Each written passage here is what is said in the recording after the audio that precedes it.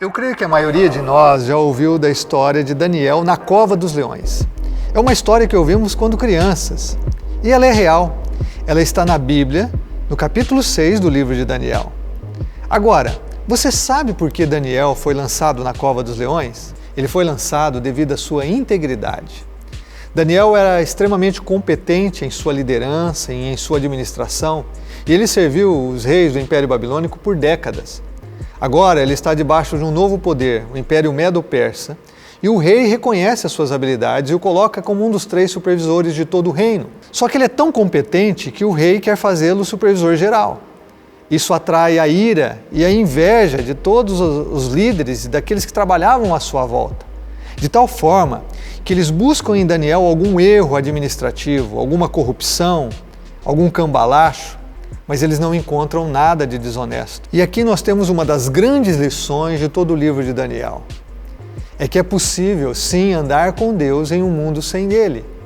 É possível sim ser íntegro. É possível ser honesto em uma cultura de corrupção, de desmandos, de enganos, de mentiras, de traição, de complôs. Daniel é alvo de um complô malévolo. Daniel é alvo de um complô extremamente desonesto. Mas ele se manteve íntegro e completamente responsável, competente em tudo o que fazia. E isso trouxe a admiração do rei. A história bíblica nos mostra que o rei tentou livrar Daniel de todas as formas da cova dos leões. Mas ele havia sido manipulado pelas lideranças, pelos seus opositores, a emitir um decreto que nem mesmo ele podia revogá-lo.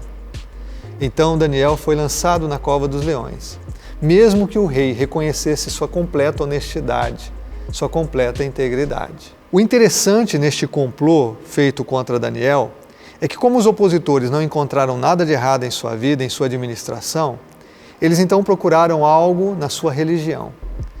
E eles manipularam o rei, como já disse, para que emitisse um decreto que ele fosse proibido de orar ao seu Deus. E aqui nós temos uma segunda lição com Daniel. É que nós devemos honrar as leis civis, as leis do país, devemos honrar as autoridades. Mas quando essas leis estão em completa oposição à lei de Deus, nós devemos ficar com a lei de Deus e não com as leis civis.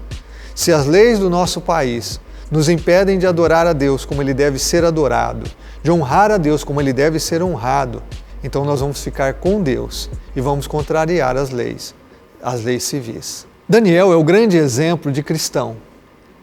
Ele exemplifica que o cristão vive em uma cultura sem Deus, com práticas, com costumes, com valores contrários ao reino de Deus.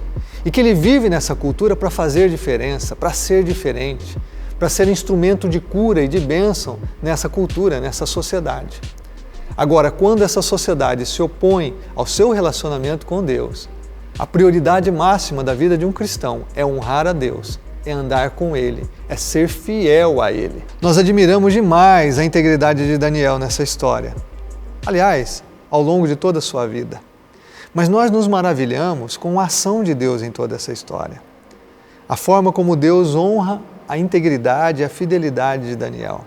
Deus tem autoridade e poder supremos.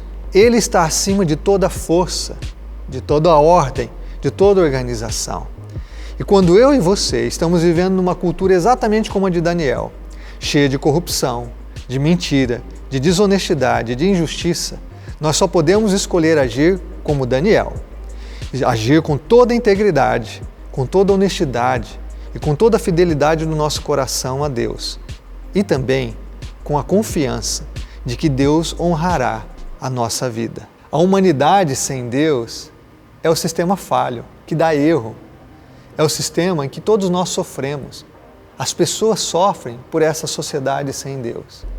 Mas Deus tem falado ao seu coração. Deus tem chamado você para Ele.